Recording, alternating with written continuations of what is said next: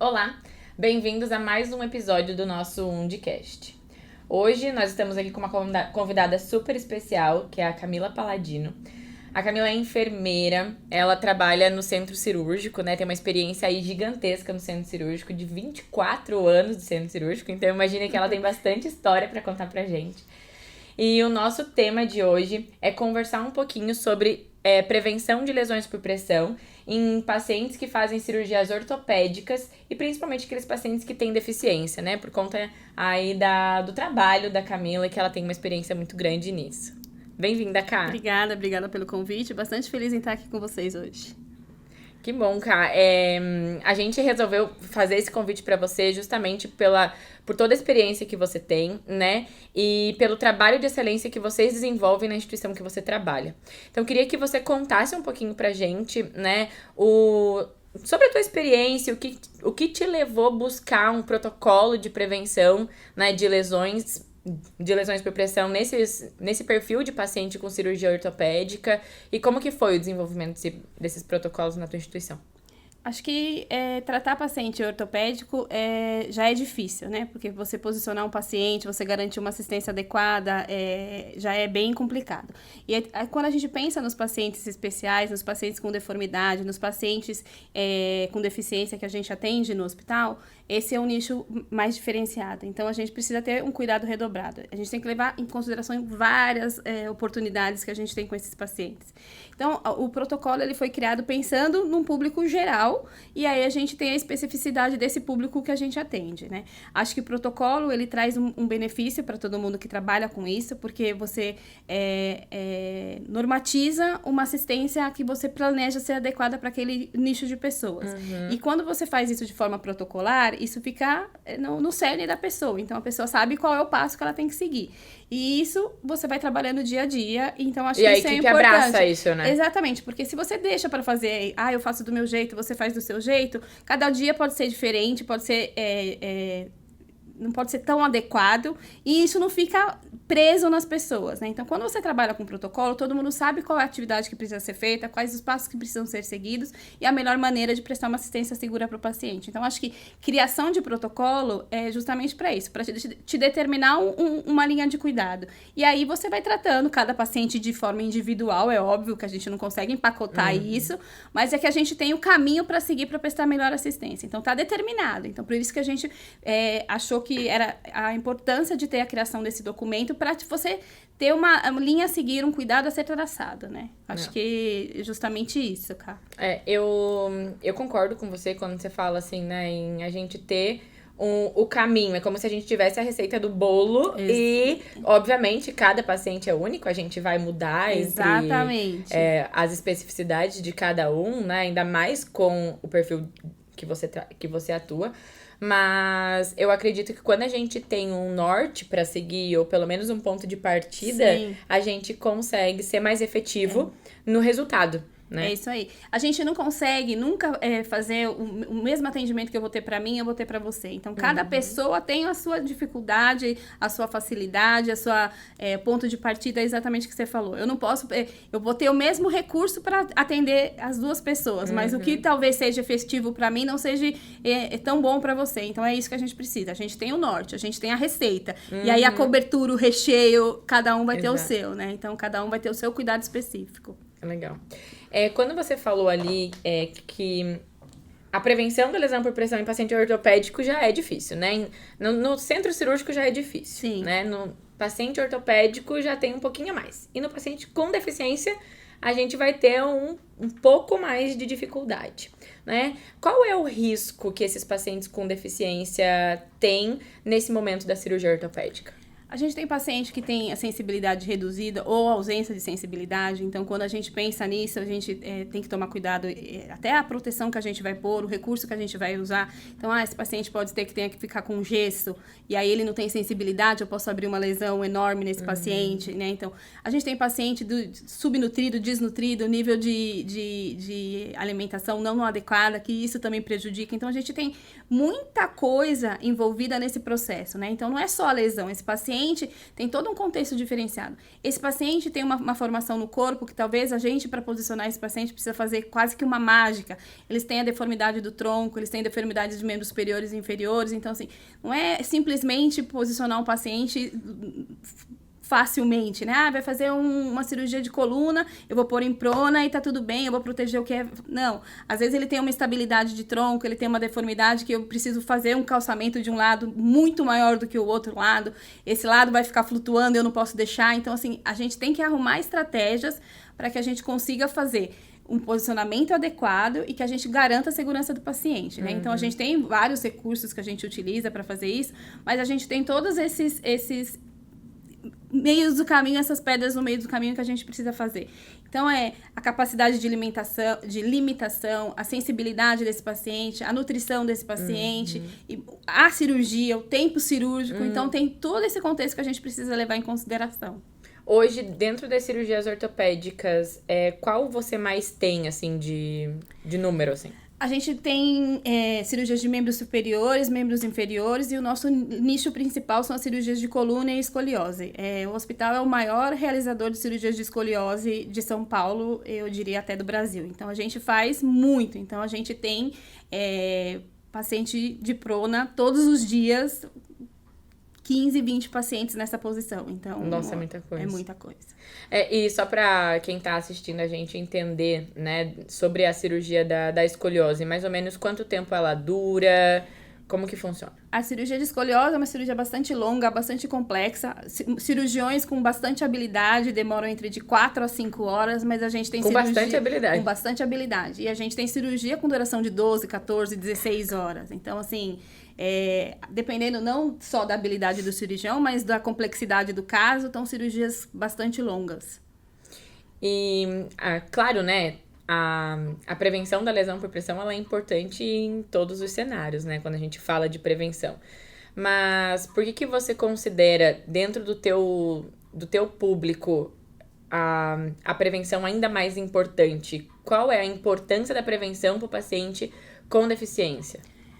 Eu nem diria com deficiência, eu diria que a gente tem que ter esse cuidado com todo mundo. Porque o paciente, se eu não cuidar e eu desenvolver uma lesão, primeiro que eu aumento o tempo de internação desse paciente, eu exponho esse paciente a um risco de infecção maior do que ele já está exposto por estar dentro do hospital, por ter feito um procedimento cirúrgico.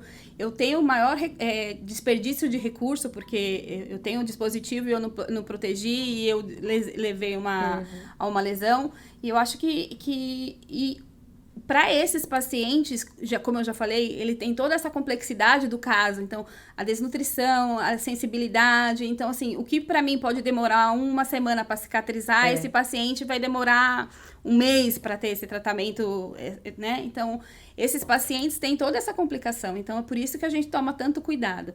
E é engraçado que a gente fez um trabalho científico que foi feito até pelas nossas trainees e pela estomaterapeuta do hospital. E a gente pegou todos os casos que a gente teve de lesão de 2 anos de estudo, né? E aí a gente viu que, para nossa surpresa, os pacientes com maior índice de lesão não são os pacientes com deficiência, são os pacientes ígidos do sexo feminino e jovens. Olha só. Então, assim, completamente daquele que a gente sai muito fora do nosso achismo. Porque a gente tinha certeza que não ia ser esse perfil de paciente, né? Então, a gente viu que o público jovem, né, de 30 a 40 anos, porque eu sou super jovem, não vou falar, né? Esse público feminino são as pessoas com maior incidência no nosso estudo. Então, a gente percebeu que talvez faltasse esse olhar mais crítico para esse paciente, do que a gente cuida tanto do paciente que tem a má formação, que tem a deformidade, que talvez a gente estivesse falhando no olhar tão crítico para esse paciente. Às vezes não é porque esse paciente tem maior risco, mas porque... Talvez falta o olhar mais sensível para esse paciente. Né? Tava se preocupando mais com o outro paciente, então as estratégias eram mais completas, digamos assim. Pode ser né? também. É uma opção, né? Ok, pensando um pouquinho aí nós falamos, né, dos fatores de risco do desenvolvimento de lesão por pressão. Então, quando a gente fala de fator de risco, a gente já sabe no pré-operatório, né, que esse paciente tem fatores de risco, como, por exemplo, a nutrição, que você falou, né, vários outros pontos. quais são as estratégias pré-operatórias que vocês utilizam para auxiliar, né, nesse momento da prevenção? Então, acho que a gente tem todo um caminho para esses pacientes, principalmente os da escoliose. Ele faz um acompanhamento pré mesmo, não pré-operatório, né? Então, ele começa na unidade do centro médico, centro de reabilitação, já fazendo esse tratamento, passando com vários especialistas para a gente operar esse paciente no melhor momento. Quando ele chega dentro do hospital, então a gente tem aquelas medidas de cuidado dentro do próprio hospital, e quando ele chega no centro cirúrgico, o que a gente faz de maneira para prevenir isso? Então a gente usa a ELPO, né, escala renomadíssima, da doutora Camila Mendonça. A gente tem muito orgulho dela, porque a gente foi o primeiro hospital do Brasil a começar a utilizar a escala ELPO em 2017, se eu não me engano. Show. Foi logo depois que a Camila, né, defendeu a tese, o ACD foi o primeiro hospital. Então, o enfermeiro aplica a escala de ELPO. E aí, já vai começando as estratégias de cuidado para esse paciente. Depois que aplica isso, gera um combo de cuidados, né? Depois, se ele for baixo risco ou alto risco, a gente vai ter um plano de cuidado para esse paciente. O que a gente vai precisar fazer de cuidado para ele? Então, isso vai desde dispositivos, de superfície de distribuição, de curativos que a gente usa para prevenção, né? Então, a gente usa o curativo multicamadas. Então, assim, tem um monte de recurso que a gente utiliza. Fora isso, a gente tem o momento da descompressão. A gente já fez vários momentos dentro do centro cirúrgico. Não sei se vocês lembram, acho que vocês já estavam com parceria com a gente da descompressão do sino. O enfermeiro passava a cada 2 horas batendo o sino no centro cirúrgico para falar, para alertar o anestesista que era o momento de descompressão da face, porque o nosso calcanhar de Aquiles sempre foi as lesões no mento. Então, eu ia te perguntar isso, né? Qual era a lesão que era o que tinha mais incidência para vocês, né? É a lesão do mento. Então, a gente tinha um número expressivo de lesão, e a gente começou a tentar estratégias para melhorar isso. Então, o sino foi uma dessas. Então, o enfermeiro, a cada 2 horas, ele saía no corredor do centro cirúrgico, batendo o sino para lembrar que era horário de fazer a descompressão da face. A gente já evoluiu hoje, então a gente já não tem mais o sino.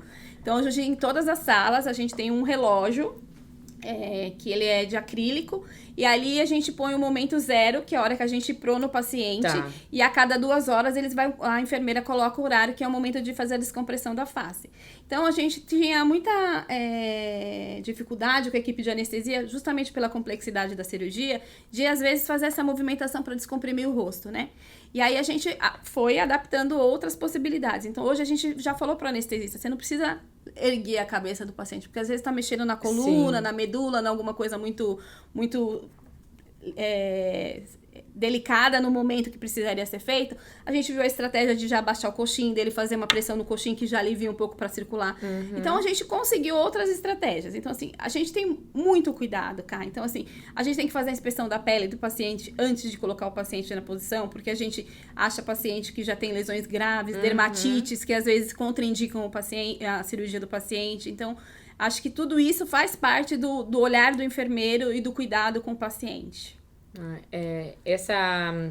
Todo esse pensamento e planejamento pré-operatório eu acho que é extremamente importante, né? Para que quando a gente chegue na hora da cirurgia, a gente...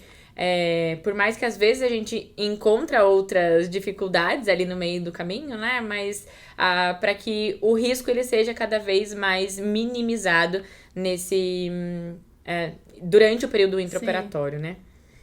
A gente acredita muito nisso. Eu acho que o enfermeiro do centro cirúrgico ele tem que ser muito empoderado em relação a isso. Eu acho que a gente tem que cada vez mais empoderar o enfermeiro dele saber que a importância dele durante o posicionamento do paciente, durante a prevenção e a segurança do paciente. Porque o paciente está anestesiado, alguém tem que olhar por ele. Então, essa equipe que está lá, multiprofissional, anestesista, cirurgião, técnico de enfermagem, o enfermeiro, tem que ser olho do paciente. E é nisso que a gente tem que apostar, né? Que a gente está prestando a melhor assistência, o melhor cuidado, usando o melhor recurso que a gente tem no momento. Então, nem sempre a gente vai ter coxinha viscoelástico, nem sempre a gente vai ter a melhor recurso de proteção, nem sempre, mas o que a gente tem na nossa instituição que garante o melhor recurso, o melhor cuidado para aquele paciente, né? Sim, e isso que você falou é muito interessante, porque quando a gente visita vocês lá, né, que a gente tem uma parceria muito grande, é exatamente isso que a gente vê, né, o empoderamento de toda a equipe.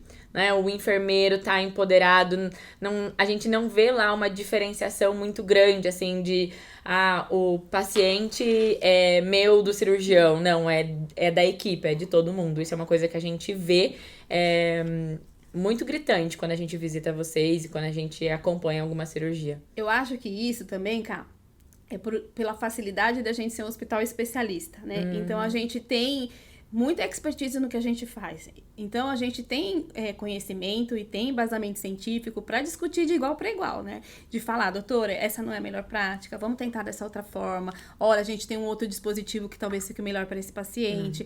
Acho que assim não tá legal, vamos empurra daqui, né? Então, acho que é isso que a gente tem que sempre estimular na equipe, estimular nos enfermeiros e trazer sempre a equipe cirúrgica para o nosso lado, porque é óbvio que ele precisa da melhor exposição para o paciente para operar. Sim. Só que a custa de quê? Da gente fazer uma lesão no paciente, da gente não tratar esse paciente com... Porque assim, aí ele vem, opera a coluna, sai com a coluna ótima e sai com uma necrose no queixo, no mento, entendeu? Então, a gente também tem que ver isso, né? A gente tá ali para prestar a melhor assistência sem dano ao paciente. Então, a gente precisa disso. De uma equipe empoderada, de uma equipe que saiba o que tá fazendo.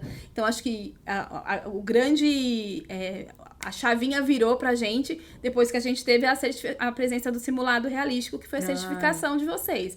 Eu acho que, fico bastante feliz, depois que a gente fez isso, a gente não teve mais lesão de mento. O hospital tá sem lesão estágio 2, há 3 meses. Então, como é importante a gente simular, como é importante a gente se pôr no lugar do outro, da gente mostrar a dificuldade. Eu acho que isso deu um alerta para os funcionários e para a equipe toda, sabe? Porque é muito fácil você falar assim, faz desse jeito, é melhor prática. Quando você leva pra você fazer, você põe a mão na massa, você se põe no lugar, é péssimo esse posicionamento, essa posição é horrorosa, esse braço pra cima que eles gostam pra fazer, é horrível você ficar assim. Então, você começa a achar dificuldade e falar, não, olha...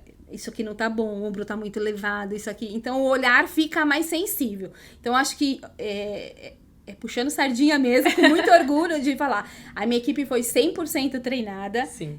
A equipe de enfermagem inteirinha, não faltou ninguém. E todo mundo foi unânime em dizer que aquela foi o começo da plantação da sementinha de ter essa capacidade de contra-argumentar quando falar, vamos colar o esparadrapo daqui a aqui pra puxar o ombro pra baixo. Não, doutor, esparadrapo não, pelo amor de Deus, vai ter uma lesão na pele, vamos pôr um outro recurso, vamos proteger, vamos fazer tal coisa. Então, muita coisa que era habitual para eles trazerem, porque era uma solicitação médica, virou, doutor, a gente tem outro recurso, vamos fazer de uma outra forma. Olha, e se a gente fizer assim? Então, acho que... E a forma de falar, né? Valeu muito a pena, valeu muito a pena mesmo.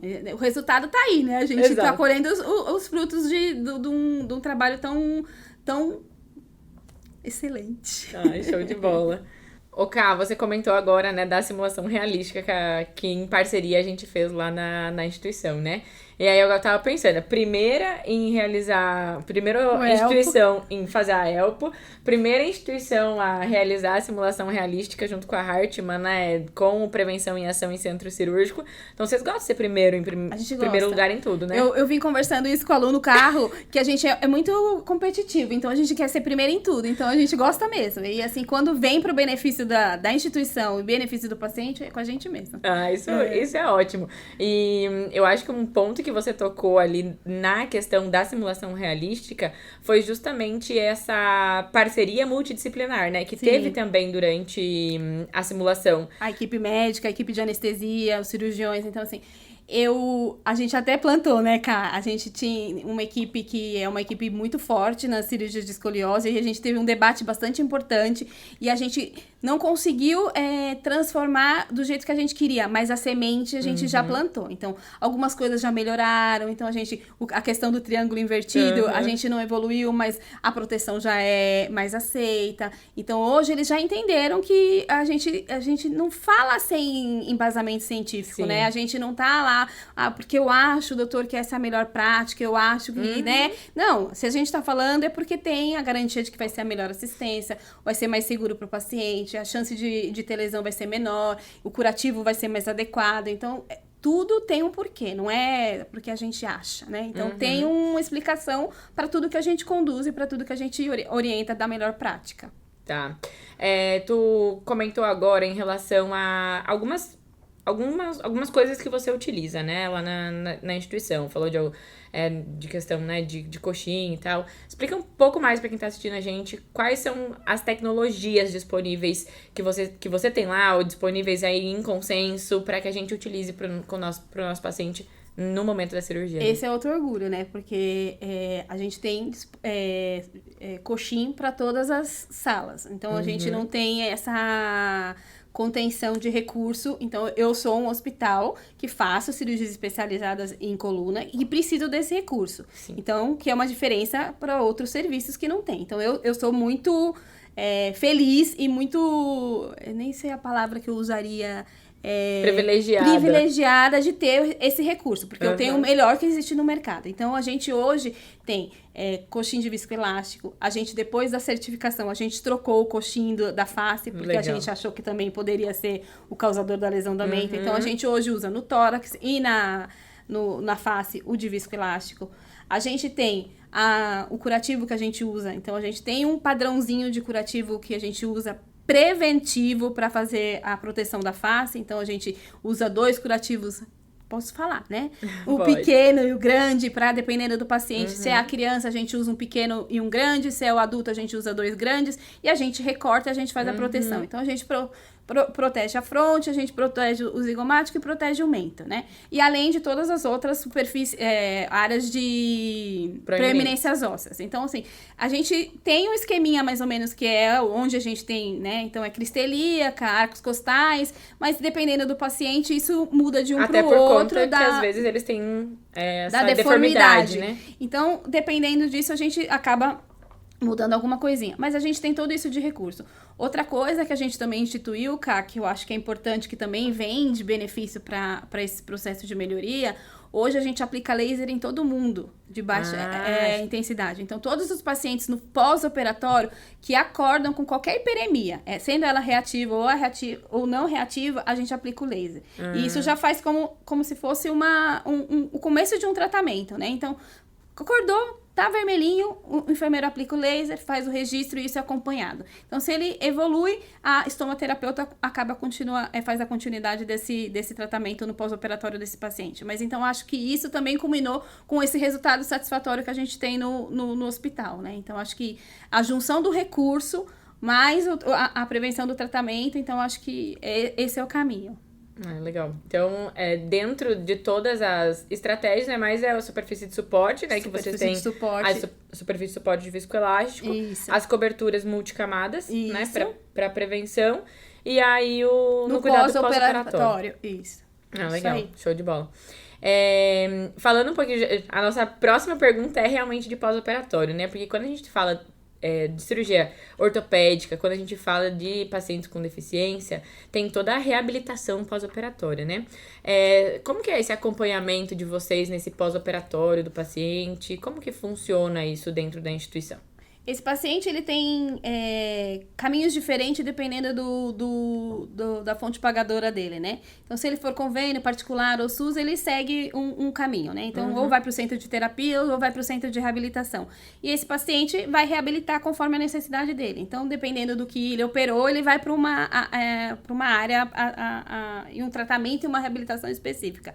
A ACD, ela tem linhas de cuidados. Então, ela tem a mielo, o amputado, o lesionado medular. Então, ela já tem toda uma estrutura montada para esse tipo de paciente. Então, cada paciente tem o seu escopo de tratamento. Então, ali tem planejado para ele a entrada dele na ACD, o tratamento, se é cirúrgico ou não, e esse desfecho do centro de reabilitação. Então, tem metas estabelecidas para ele. Então, durante esse caminho que ele percorre, tem uma equipe multiprofissional cuidando dele. Tem desde nutricionista, desde terapeuta, enfermagem. Uma coisa que eu até esqueci de falar, que é super legal, esse paciente, quando faz o pré-operatório no centro no ambulatório, tem uma enfermeira que é especialista, que também cuida de feridas, ela faz, por exemplo, na linha do fixador externo, você imagina você falar para uma criança que ela vai fazer uma cirurgia e depois ela sai com aquele fixador horroroso na perna e que ela vai ficar alongando o osso por muito tempo com aquilo e que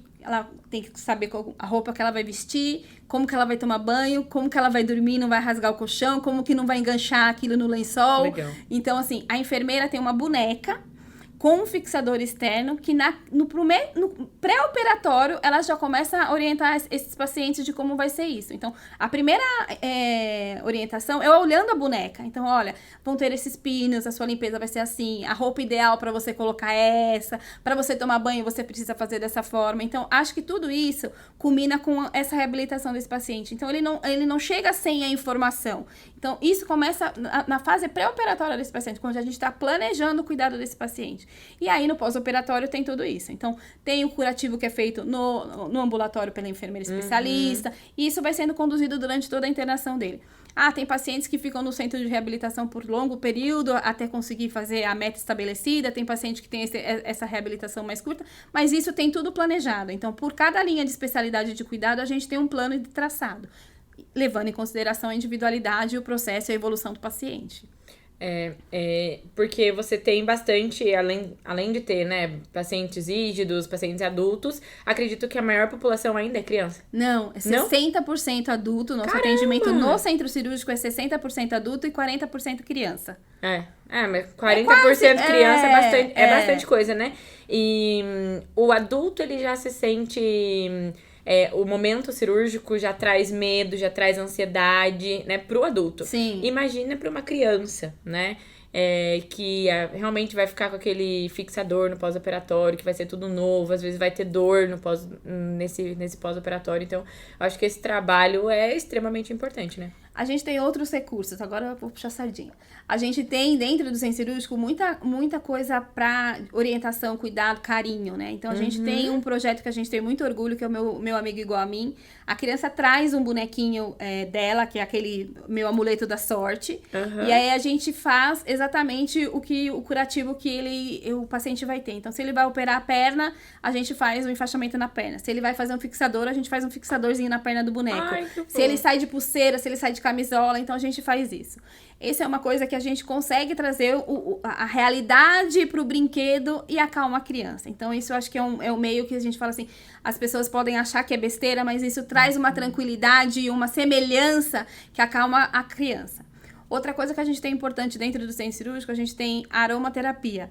Então, a gente tem a criança, normalmente a gente induz a criança com gás anestésico, que tem um cheiro bastante desagradável e irritativo até. E aí a criança na recuperação, no pré, ela tem um cardápio.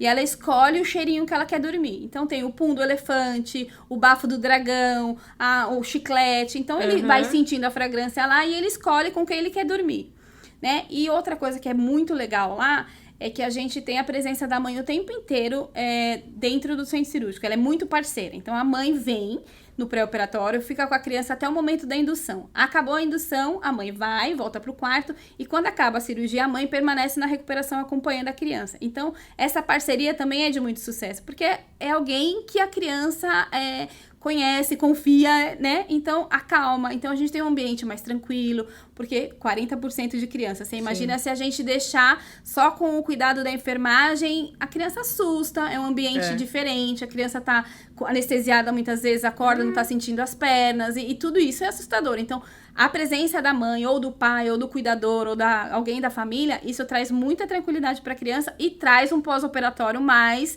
tranquilo e mais seguro também. Esse cuidado humanizado, né? Eu acho que tudo isso que você comentou agora é realmente fazer com que a enfermagem, a equipe multi, humanize o cuidado também dentro do centro cirúrgico, que eu acho que é a primeira vez que eu vejo um centro cirúrgico com esse tipo de metodologias, né? Porque geralmente a gente é aquilo, né? De entrar no centro cirúrgico, ser tudo novo, tudo branco, tudo... cirurgião, todo mundo vestido da mesma roupa. É assustador, é assustador, né? É um ambiente que a criança nem o adulto tá acostumado, né? Não é a gente que trabalha tá acostumado, né? A gente tá lá todo dia, a gente sabe o que acontece, mas a pessoa que vai fazer um procedimento cirúrgico, tudo isso é novidade. Então, a gente trazendo o que é mais perto da realidade da criança, trazendo essa orientação pré-operatória, eu acho que tudo isso acaba mitigando medo, deixando as pessoas mais tranquilas. A gente tem tablet dentro da recuperação anestésica. Então, se você vai operar lá hoje, você, vamos supor, está esperando, está ansiosa, você fala, me dá o tablet que eu vou ler o UOL, eu vou ler a Globo, eu vou jogar um joguinho aqui. Então, você acaba gastando sua energia numa outra... Foca a sua energia numa outra atividade que não é ficar pensando só exatamente no seu processo cirúrgico e no medo que você está sentindo, e na angústia que se vai dar certo, se você vai sair de lá melhor ou pior do que você entrou. Então, eu acho que tudo isso acaba trazendo uma tranquilidade para o paciente.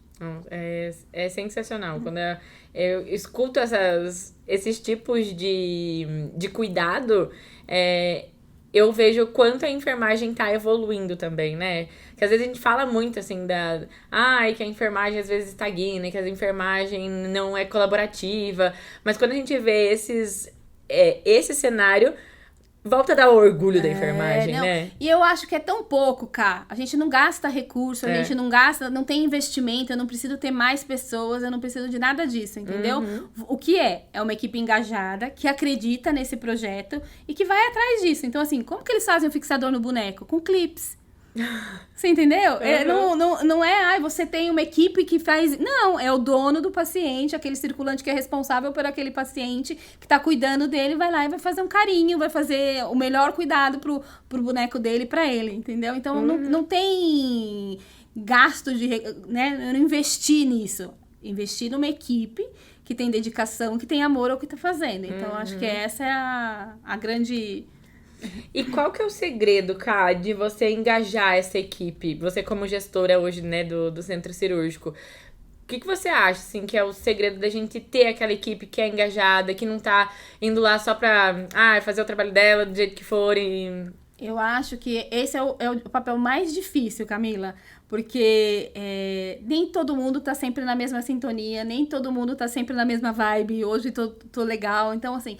Eu acho que é você dar feedback, eu acho que é você trazer a equipe pro propósito, é você falar a realidade do momento. Então, tudo isso te traz vai trazendo o engajamento da equipe. Então, não adianta você viver no mundinho paralelo. Então, estamos passando por um momento de saúde...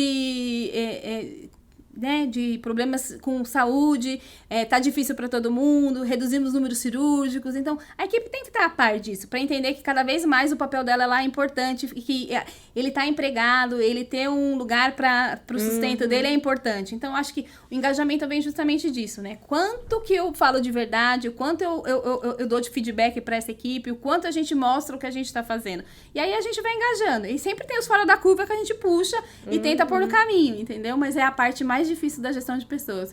Acho que eu diria que é mais fácil tratar de ferida do que engajar pessoas. Com certeza.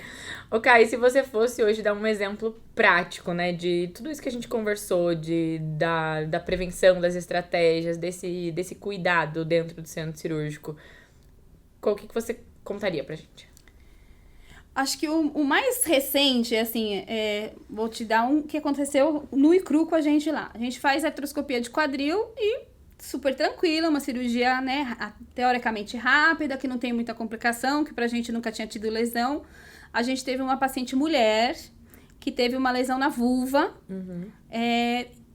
por posicionamento, né? Então, a gente teve que ir porque essa paciente teve... ela sai do centro cirúrgico sem nenhuma lesão, sem nenhuma hiperemia, sem nenhum edema, sem nada. E ela, no pós-operatório, começa com uma dor, que evolui com uma necrose. E aí a gente teve que passar a olhar isso de uma outra forma, né? O que a gente pode melhorar, o que a gente pode fazer para que isso não aconteça novamente, né? Então, fomos fazer benchmark com os outros hospitais, avaliamos o coxim que a gente estava usando, a gente não protegia essa área, então hoje todos os pacientes que fazem artroscopia de quadril, a gente protege a região íntima do paciente, a face interna da coxa.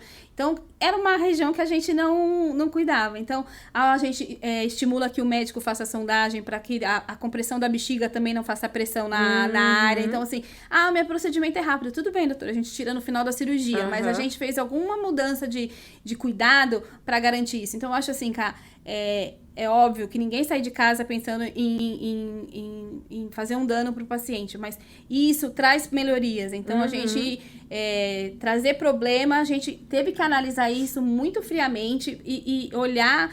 E foi excesso de tração, foi o dispositivo que não era adequado, e a gente viu que foi uma junção de muitos fatores e causou um dano muito grave para o paciente, né? Então, eu acho que isso fica como lição para todo mundo, né? E a gente não precisa ter esse tipo de evento para a gente melhorar o processo. Então, às vezes, uma queixa, né, de um paciente que fez uma cirurgia simples, mas acordou com uma dor no braço, e aí a gente falou, não precisa ter uma lesão, né? Mas, desconforto, será que eu fiz o melhor cuidado para esse paciente? Então, acho que isso vale muito a pena. Eu acho que a gente tem que cuidar sempre disso, e eu acho que é um caso que foi de sucesso, porque depois que a gente fez isso, a gente soube de um outro hospital que também teve uma lesão muito parecida e que também começou a fazer a mesma intervenção. A mesma intervenção. Então, acho que isso é legal. Eu acho que isso vai muito ao encontro de quando a gente tem esse tipo de lesão, a gente notificar, a gente procurar o porquê que aquilo aconteceu, e não para ser de forma punitiva, mas de forma com que a gente melhore o nosso processo, né? A gente trata o nosso indicador através de notificação. Então, hoje o centro cirúrgico é o local que mais faz lesão, mas é o local que mais notifica a lesão. Então, a gente se auto-notifica. E eu acho que tem que ser exatamente isso. Então, o que a gente faz hoje, cara? Acordou que hiperemia, a gente notifica. E aí a gente vai acompanhar para ver se essa hiperemia... Pra ver se é realmente uma lesão por pressão. Exatamente, entendeu? Então, é através disso que a gente faz melhoria. Não é esconder embaixo do tapete e falar, no meu centro cirúrgico não acontece, no meu centro cirúrgico não tem, no meu centro cirúrgico é lindo, maravilhoso. Não é, porque tem cirurgia de 18 horas. Uma outra coisa que a gente fez que foi legal, cara, a gente viu também que homem com barba rala, sabe aquela barba que há 2, 3 dias que fica aquela barba, nem que tá comprida, a gente hoje faz barba em todos os pacientes com essa barba rala. Porque o paciente que fica com a barba rala em prona, a chance da fricção do coxim na barba... Então, hoje é institucional e faz parte do protocolo. Paciente com barba rala que vai ficar em prona, a gente faz a tricotomia. Então, assim, foi um monte de coisinha que a gente, com nossos eventos, a gente foi avaliando e foi fazendo processo de melhoria. Então, acho que esse é o caminho, sabe? Não é a gente a falar que a gente mora num mundo maravilhoso, que a gente não tem, que a gente não... Não, a gente tem que, quando tem, sentar, analisar e propor a melhor solução para aquilo. É óbvio que ninguém quer que tenha, né? Mas tem. Então, a gente precisa cuidar e fazer a melhor opção para aquilo lá. Eu acho que a mensagem que fica para as pessoas que estão assistindo esse episódio hoje é justamente isso, né? Às vezes não adianta eu ter a melhor superfície de suporte, o melhor cobertura multicamada para usar no paciente, se eu não tenho pessoas com um olhar clínico para aquele evento e para aquela situação, né? Eu acho que isso é extremamente importante. Não é legal você falar que você tem lesão, não é legal falar que o paciente saiu, não é legal. Mas a gente tem que ser honesto, porque a gente não pode deixar que isso aconteça com outro, né? Então, a gente já teve um evento com aquele, eu vou deixar acontecer com mais quantos pacientes para eu tomar uma medida. Então, a gente tem que ser realista em relação a isso, não adianta. Então, acho que esse é o recado mesmo, cara. A gente tem que ser honesto com os pacientes, honesto com a instituição, honesto com o seu, né? Eu deitar no meu travesseiro e dormir tranquilamente com a melhor assistência que eu tô prestando, né? Então, acho que essa é o cereja do bolo. Eu também concordo com você, Cá. As Camilas concordam hoje. Tá vendo? Sintonias, Camila. E assim, temos assunto para uns 3 episódios de Undicast, né? Mas infelizmente nosso tempo chegou ao fim. Né? Nós gostaria de agradecer em nome da Hartmann toda a parceria que a gente tem com você, com a instituição, né? E por você ter aceitado esse convite. Não foi uma conversa aí muito enriquecedora. Tenho certeza que todo mundo que assistir a gente vai conseguir mudar alguma coisa nas suas intervenções, no seu protocolo, para melhorar a qualidade do cuidado do paciente. Foi muito bom, Cá, obrigada, passou super rápido. E a mensagem é essa, gente. Se eu conseguir plantar uma sementinha para vocês melhorarem alguma coisa no processo de vocês, eu já tô feliz. É óbvio que eu tenho muita coisa para aprender, muita coisa, mas que a gente traz uma bagagenzinha, uma sementinha para melhorar o processo, a gente sempre consegue, né? Exatamente. Obrigada. A gente que agradece. Esse foi mais um episódio do nosso Undicast. A Hartmann apoia, cuida e protege.